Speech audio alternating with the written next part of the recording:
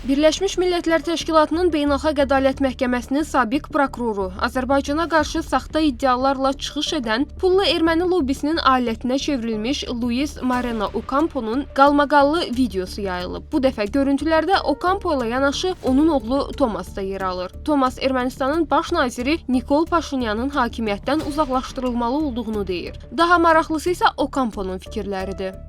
Si yo tengo una compañía que estas cosas reducimos costos, porque tenemos, por ejemplo, yo hoy tengo contratado un tipo muy piola que fue miembro del Parlamento Europeo, fue el asesor legal Borrell. del comisionado Borrell, ¿no? de Borrell. Entonces, y ese tipo me está operando el Parlamento Europeo. Yo, desde el Parlamento Europeo, puedo cuestionar y dirigirle preguntas y apretar a la comisionada von der Leyen y ejecutar la política europea.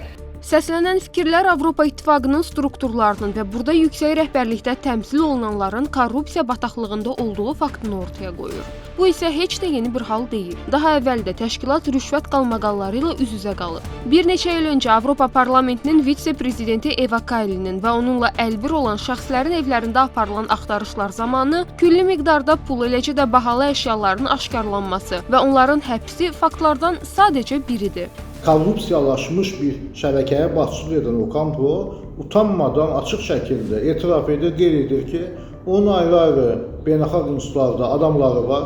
Bu şəbəkə Ocampo nə deyirsə onu deyəcəkdir. Və çox asılcasına bildirir ki, bu şəbəkənin üzvlərindən biri də Borrelldir. Əslində Borrellin adının çəkilməsi bugün ondan xəbər verir ki, Avropa İttifaqının ayrı-ayrı ölkələrlə bağlı, Avropa İttifaqının ayrı-ayrı institutlarının bu yaxud digər dövlətlərlə bağlı verdiyi qərarların heç bir hüquqi əhəmiyyəti yoxdur. O siyasi qərarların hamısının arxasında məhz korrupsiya sxemi dayanır. Videonun davamında Azərbaycana dair danışıqlar da yer alıb.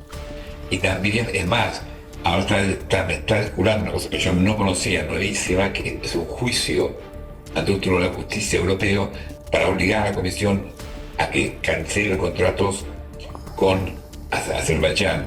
Porque la cláusula que exige que Azerbaiyán cumpla con los derechos humanos que no la está cumpliendo. Entonces, estoy abriendo ahí un espacio nuevo para mí, que es...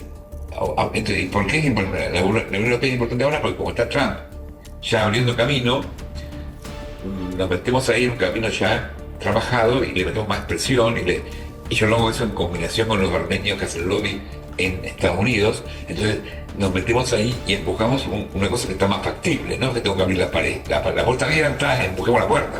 Borrell və digər Avropalı siyasətçilər də bu və yaxud digər şəkildə şəbəkələri işləyərək, onlardan maliyyə alaraq Azərbaycanı tənqid etməklə məşğuldurlar və nəticə etibarilə onların etdikləri ümumilikdə Avropa İttifaqı Azərbaycan münasibətlərinə ziyan vurur, Avropa İttifaqının maraqlarına ziyan vurur.